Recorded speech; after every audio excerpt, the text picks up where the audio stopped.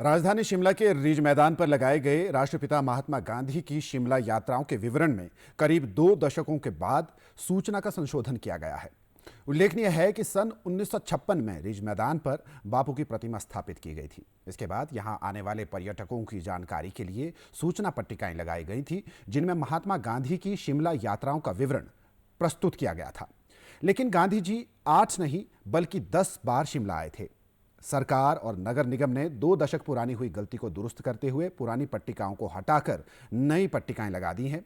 इस ऐतिहासिक तथ्य को प्रसिद्ध पुस्तक गांधी इन शिमला के लेखक व इतिहासकार विनोद भारद्वाज ने 2 साल पहले उजागर किया था। दूरदर्शन से बातचीत में उन्होंने बताया कि पुरानी पट्टिकाओं से पर्यटकों को गलत सूचना मिल रही थी। उन्होंने कहा कि भाषा एवं संस्कृति विभाग ने अध्ययन के बाद यह पाया कि वर्ष 1939 में भी महात्मा गांधी 2 बार शिमला आए थे, जिसे अब दोनों नई पट्टिकाओं में शामिल कर दिया गया है।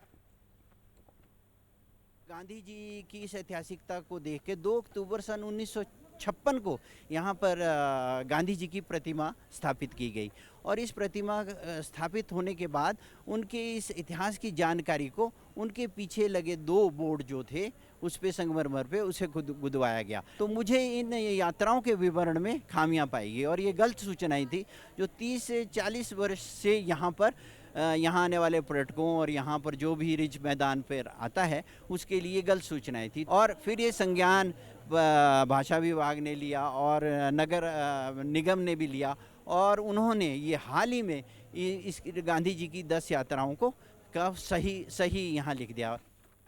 विनोद भारद्वाज ने बताया कि सन 1939 में महात्मा गांधी 2 बार शिमला आए थे, जिसमें से पहला 4 सितंबर से 5 सितंबर और दूसरा 26 से 27 सितंबर 1939 को महात्मा गांधी वायसरॉय लिंथलिगोग से द्वितीय विश्व युद्ध में भारत को शामिल किए जाने पर बातचीत हुई थी और समरहिल स्थित राजकुमारी अमृत कौर के निवास पर उनके ठहरने का विवरण मौजूद है।